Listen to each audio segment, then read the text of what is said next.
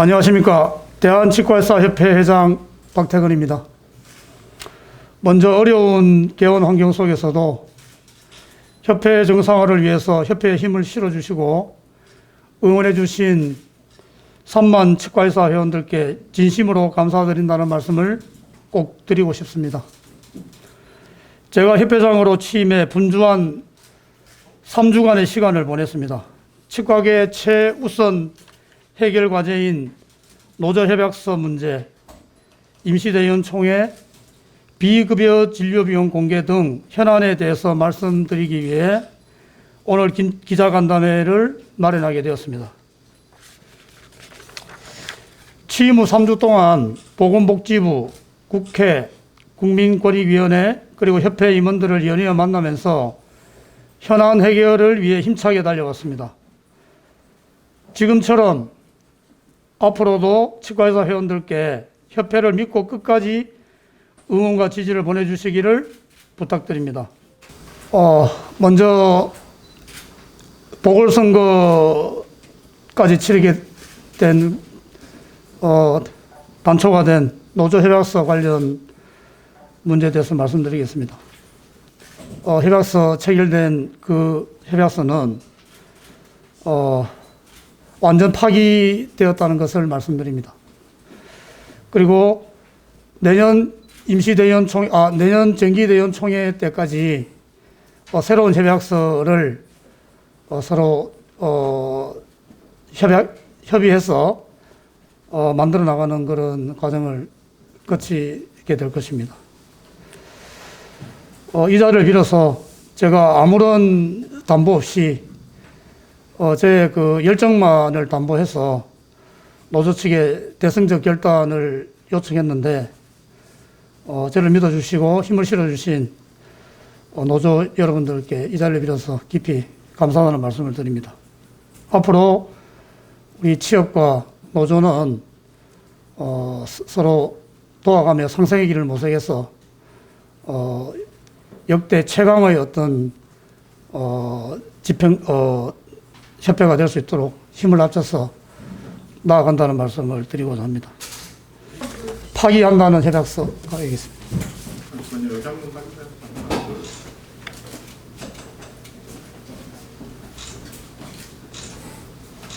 노조 협약서가 파기되었기 때문에 임시대의원 총회를 열 수 있는 이 길이 열렸다고 생각을 합니다. 그래서 지금 여러분들도 아시다시피 협회의 모든 재정 상태가 지금 셧다운되어 있는 상태고 임원 구성에도 문제가 있어서 지금 모든 대관 업무나 이런 부분들을 사실은 저 혼자 발로 뛰고 있는 상황이라서 빨리 임시대의원 총회가 열려서 협회가 정상화되는 거가 시급한 일이라고 생각합니다.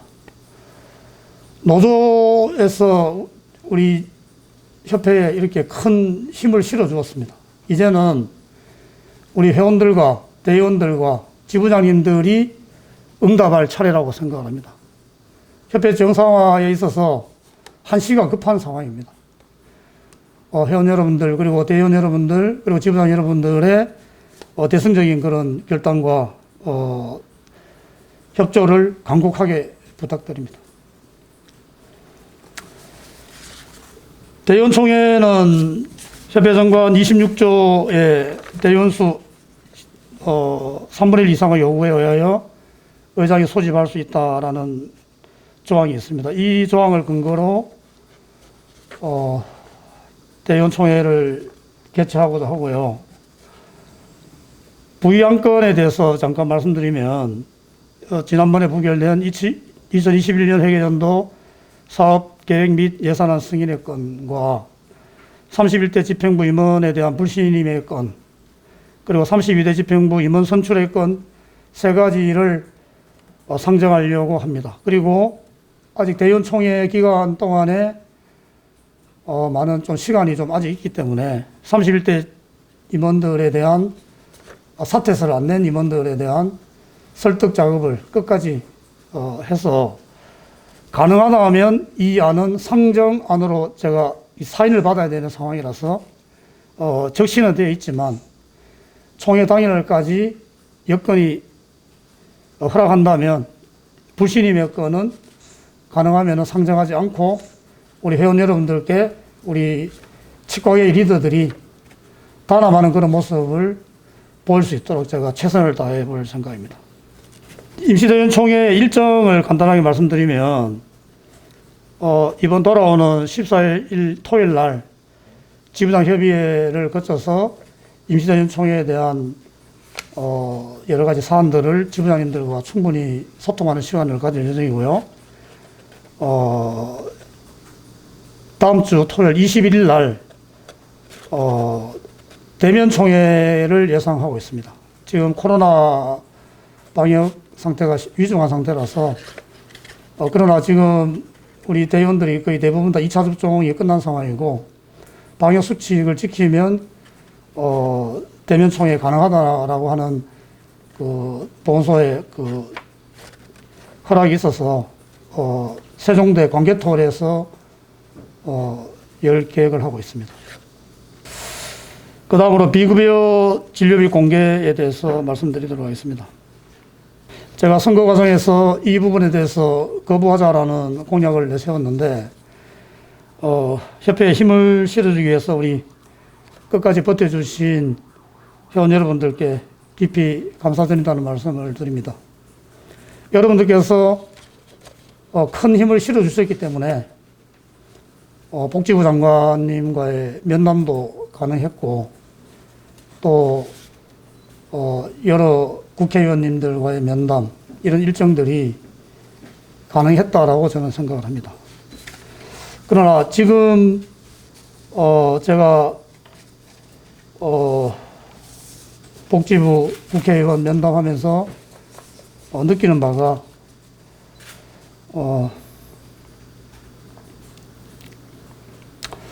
회원 여러분들의 이해득실을 따지었을 때 공개하는 부분은 진행을 하는 거가 오히려 더 우리에게 도움이 된다라는 판단이 들어서 대단히 죄송하긴 하지만 회원 여러분들께서 이 시간 이후로는 공개하는 절차에 들어가 주기를 부탁드리고요. 회원 여러분들이 아직 잘 인지하지 못하고 계시는 부분이 있다고 생각이 드는데 공개라는 이 일정이 지나고 나면 보고라는 어마어마한 쓰나미가 우리를 기다리고 있습니다. 그래서 이 보고 과정은 굉장히 복잡하면서 굉장히 세세하게 우리의 비급여에 대한 이런 부분들을 다 공개해야 되는 이런 상황인 것입니다. 그래서 이 부분에 대해서 우리 취업뿐만 아니라 의협, 한의협 같이 공조해서 이 부분은 끝까지 우리가 우리의 입장을 고수하는 그런 방향으로 가려고 계획을 하고 있다는 말씀을 드립니다. 그리고 언론기관에서 여러 번 기사 나오신 거를 보셨겠지만 제가 3주 동안에 보건복지부를 4번을 방문했습니다. 그리고 실제로 언론에는 보도되지 않았지만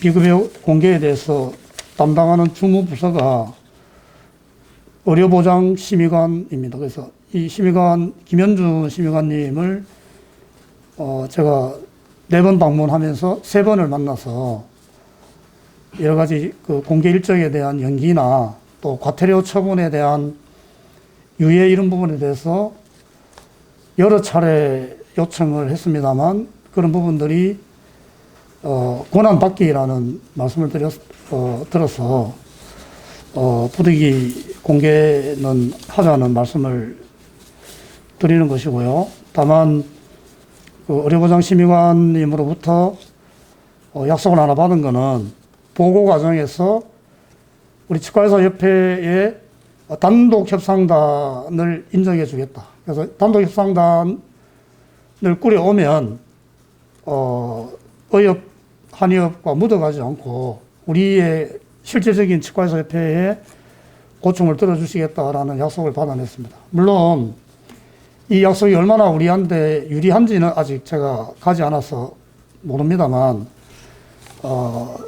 제가 복지부 방문하면서 늘 진정성 있게 우리 회원들의 권익을 말씀드린 터라 그분도 진정성 있게 답변한 것이라고 생각을 하고 차후에 단독 협상단을 구성해서 우리의 목소리를 충분히 잘 어필해서 보고의 이런 문제점들이 우리 회원들이 좀 이게 불편하지 않고 누가 되지 않도록 하는 그런 절차를 위해서 열심히 최선을 다해서 한번 노력해 보겠습니다. 그리고 비급여 진료비 공개에 대해서 우리 회원 여러분들이 느끼는 불안감이라고 할까 이런 부분들이 뭐냐면 불법적인 광고 업체나 이런 부분들에 우리의 자료들이 누출되어서 이게 산병원에 환자들이 몰리는 이런 부분들이 걱정하는 하나의 부분이라고 저는 생각을 합니다. 그래서 국회에 방문해서 불법적인 광고나 이게 무조건 산 가격, 터무니없는 산 가격을 지하철 광고나 이런 데서 하는 이런 부분들이 불법적으로 광고를 못하게 하는 이런 방안들, 법안들을 마련해서 다음 주쯤에 국회의원분들 만나서 그 법안이 통과될 수 있게끔 하고 그런 준비를 하고 있다는 말씀을 드립니다.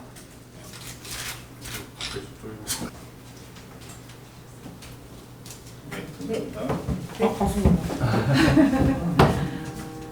그러면 네, 뭐 일단 노조 단체 협약의 체결 자체는 저희 노동조합이 이제 만들어지고 나서 지속적으로 그러니까 전 집행부를 떠나서 전전 집행부부터 시작을 했던 일입니다. 그래서 노조 단체 협약을 만드는데 거의 1년 반의 시간이 지났고요. 그래서 단체 협약을 체결하는 데 있어서 회원들께서 말씀하시는 이제 뭐 정서적인 괴리가 있었다라는 보도들도 저희도 많이 접했고 좀 많이 당황스럽기도 했습니다. 그런데 일단 저희 입장에서는 체결된 단체 협약을 그냥 파기할 수는 없는 입장입니다. 그래서 단체 협약이라고 지금 많이들 기사에서도 많이들 좀 오해가 있는 부분들이 있는데요. 저희가 단체 협약을 진행함에 있어서 길어진 운동장이라는 표현도 저도 기사에서 봤던 것 같고 사실 현실적으로 저희가 많이 단체 협약을 체결을 할 수 있게끔 도와달라고 전 집행부에게 요청을 했었던 부분이기 때문에 파기 결정 자체는 쉽지 않았습니다. 쉽지 않았던 건 사실이고요. 그래서 이제 이상훈 회장님께서 사퇴를 하시고 저희는 이제 파기가 불가능하다는 입장을 전달을 드렸습니다. 다만 파기를 하는 데 있어서는 분명한 조건이 필요하겠죠. 그래서 하지만은 저희가 많은 노조원들도 이런 일이 벌어지면서 좀 당황스럽기도 하고 좀 불편한 게 사실입니다. 그래서 그 이후로 이제 회장님이 사퇴하시기 전까지 저희 단체 협약에 대한 부분들을 어떤 방법으로든 저희는 이제 방어를 해주시기를 희망했었습니다. 그러니까 그 예산안이 부결되고 나서 무슨 단체 협약안 때문에 대한치과의사협회 노조가 사측에 많은 예산 부분을 차지를 하고 또 이런 것들로 인해서 회비 거부 운동을 하신다는 분들도 계시고 사실 이런 것들은 불필요하고 사실 정확하게 단체 협약을 아시는 분들은 이제 전 집행부 임원분들이시겠죠. 당연히 단체 협약을 계속해서 해왔기 때문에 그렇다고 한다면 우선 저희 노조 입장에서는 이런 맞지 않는 것들을 다시 회원들에게 알리고 이런 부분들에 대한 공감을 해주셨으면 했는데 사실 그런 부분들이 많이 부족했다고 판단을 합니다. 저희 입장에서. 그러고서 파기를 하고 이제 2, 3개월이 지나서 이제 보궐선거가 가고 또 이제 예산안 자체가 부결되면서 협회가 기울어진다는 느낌을 노조원들도 많이 받았고요. 이거에 대한 공감대가 많이 형성이 됐습니다. 그래서 새로운 회장님께서 이제 뽑히셨고 물론 또 그 부분에 대해서 이제 저희가 그거가 딱 계기라고 말씀드리기는 어렵지만은 사실 회사가 살아야 저희가 사는 게 맞는 거고 저희 노동조합은 이제 처음부터 저희 기조는 이제 노조의 상생 발전입니다. 사실 이제 대한치과의사협회가 신의직장이라고 표현을 하시는 분들이 계시는데 사실 이제 근로기준법상이나 노동법상이 많이 부족한 부분들이 있습니다. 그래서 이런 것들을 해결하기 위해서 노동조합이 생긴 거고 이 부분에 대해서 어떠한 방법이라도 저희는 법 이상의 수준을 바라는 건 아니거든요. 법 수준으로 취업규칙이나 이런 부분들을 끌어올리기 위해서 단체 협약을 했던 거고 그럼에도 불구하고 그 단체 협약이 너무나 비약되게 발표가 되고 있는 가운데서 저희 노동조합이 밝힐 수 있는 입장 자체는 없었습니다. 근데 이번 단체 협약의 파기를 결정하게 된 큰 계기는 기자님께서 우선 노조의 입장을 공감을 많이 해주셨다고 보입니다. 그래서 사실 저희가 지금 60여 명의 직원이 근무를 하고 있는데 입사를 했을 경우에 이제 근로조건을 명시한 근로계약서라든지 호봉표 같은 게 취업규칙에 나와 있지 않습니다. 그러니까 이런 부분들은 사실 대통령이나 공무원들도 다 오픈돼 있고 의료계 단체 호봉제를 시행하는 의협이나 한의협에서도 취업규칙에서 쉽게 찾아볼 수 있는 부분들인데 저는 호봉표가 없기 때문에 내년에 몇 호봉이 되는지를 알 수가 없는 상황이었는데 회장님께서 이제 그런 부분들이 이제 근로기준법상에 당연히 위반되는 부분들이고 저희가 당연히 알아야 될 권리라고 생각을 하셔서 호봉표를 공개를 해주셨고 이런 부분들이 앞으로의 이제 근로기준법 상으로 근로기준법 이상을 저희가 요구하지는 않습니다. 사실 현실적으로 근로기준법 수준으로 올릴 수 있는 물꼬를 특이금 보여주셨다라는 노조원들의 판단이 있었고요. 네, 그렇게 해서 이런 정도라면은 노사 상생 발전을 위해서 우리도 한 발 물러나는 게 맞지 않겠느냐라는 생각에서 파기 결정하게 됐습니다.